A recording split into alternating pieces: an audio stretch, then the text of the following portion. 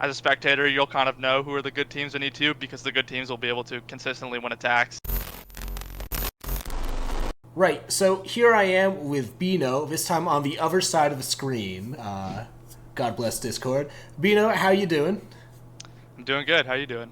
Pretty good. So you guys are coming into Element 2, I want to say, as one of the invited teams and also one of the top dogs. I've heard a lot of people refer to you as one of these, like, top 3, 4 teams.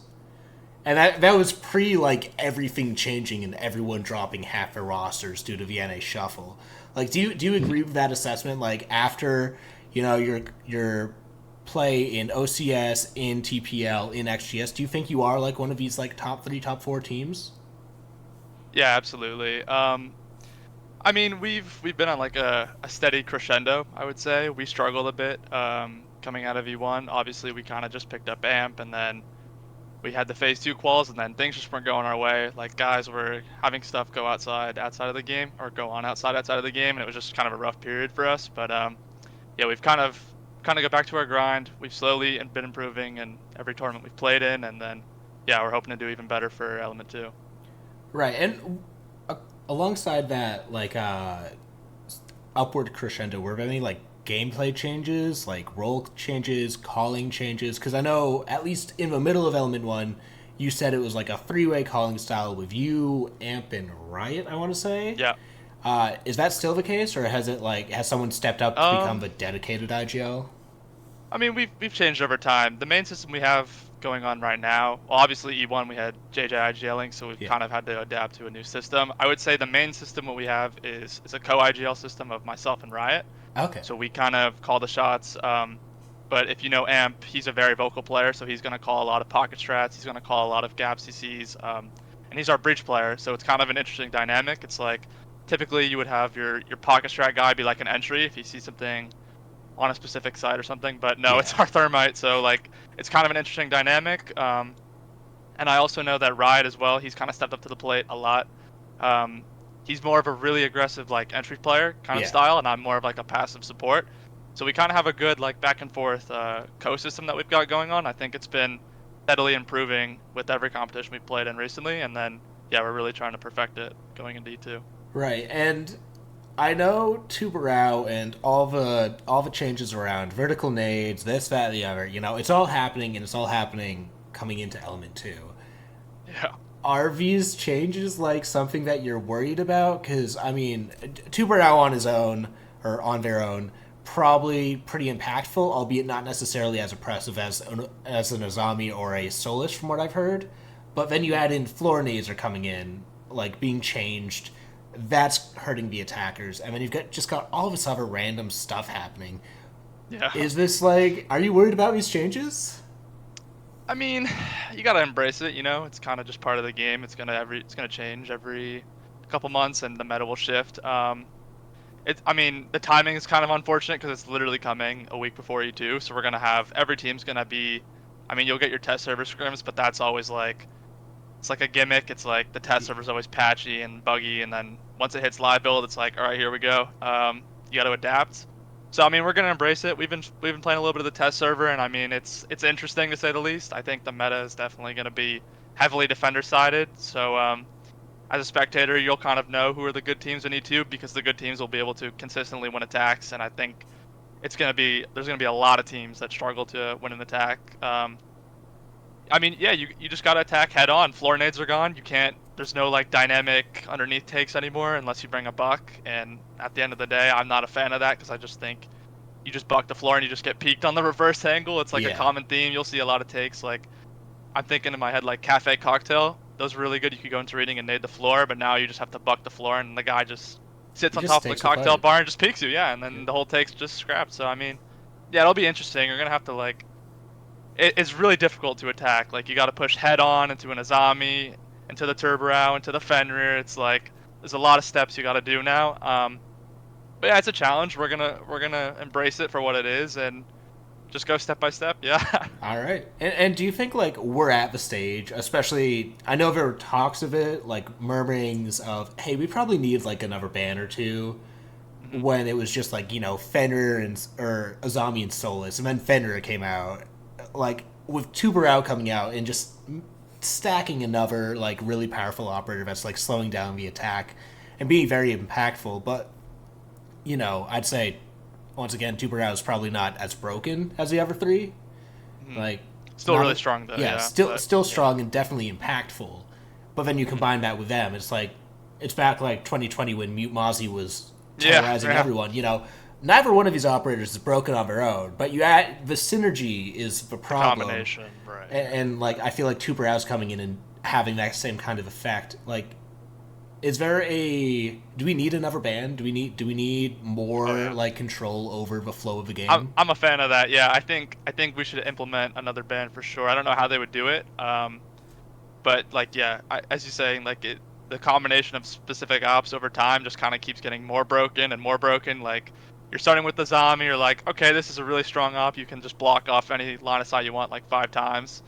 And I don't think they've nerfed her since release, which is kind Nope. of insane to think about. And then you kind of go and a couple seasons fast forward, you get a Soulless, and then it's like, all right, well, this is just the best roamer in the game, and now you got to deal with both. And you got Fenrir, so now you can't like hit a gap, and then Turbrow's coming in to stop your hard breach. It's like kind of insane. So I would support the extra ban, but I think it would have to be like a system change because obviously that's a huge meta Yeah. change. It's like more ops allocated, and able to be banned. But yeah, I mean Turbro is just really interesting because he's definitely not as strong on paper as like a release Solus or a release Azami, but he's got like really interesting dynamics. Like I mean, you can, in my opinion, when I saw the actual like footage of what he did, it kind of in my head was like Malusi, Cade, and Pulse. Like you can throw a thing on the hard breach, kind of like semi trick the wall.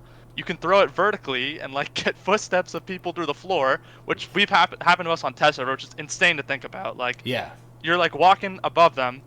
The guy ices the floor and has a pocket nitro, so he just sees little footsteps crawling around and you get blown up. Oh It's wow. like Okay. it's an insane. I was shocked to see that. It's like kind of a micro pulse, and then you throw them on like a door and you're iced. You can't move. So it's like it's a mini dynamic of a lot of ops we've already got, but it's like a jack of all trades in a sense. And I mean, Yeah. yeah, he's good. Like it'll be interesting.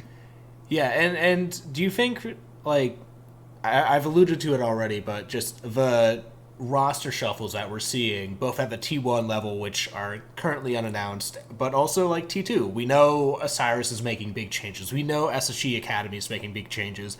I I'm seeing just off Twitter, seems like Karn and Co Academy is like falling apart at the seams. We've got all Yeah. these invited teams that are making it one, two, maybe even three or four roster changes.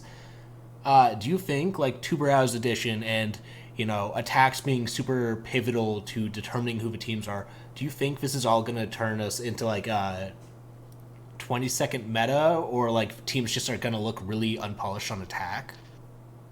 I think it's more of the latter what you said. I don't think we will be. I don't think it's going to be a 20-second meta per se. I think it's more going to be just like a generalized struggling on attack. I Okay. think yeah, because I still think the meta is super aggressive. Like you're still going to have your aggressive power plays. You're still going to have your like aggressive defensive setups. So I can't see it being like a util meta or stuff like that. I just think the overarching theme of like E2 in this season coming up is going to be like the the struggles you're gonna have to go through to attack a bomb site because Okay. you can't attack like vertically. You can't really go underneath anymore. It's well you can with Buck, but it's just not as consistent with like the Florinate system. Yeah. So most attacks you're gonna see are like really linear, pushing through like Fenrir's, Azamis, and then you'll get your lurks obviously, but I mean it's gonna be tough. Like you're gonna see a lot of teams just get like 6-0, 5-1 splits on defense, and then the game will still be going to OT because the other team will struggle to attack. It's going to be a lot of that, I feel like.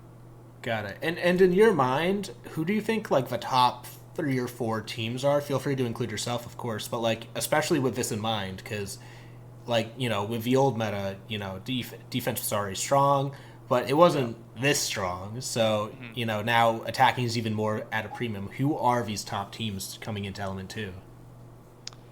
Yeah, I mean, like I said, I think your top team's just going to be the guys that can attack. So, I mean, off the top of my head, Karn obviously is going to be one of the best teams. I think they're like the closest team that we have to a pro league roster. Like Yeah. they've got players in every position that are like qualified to play the role that they're doing. So they're obviously pretty good.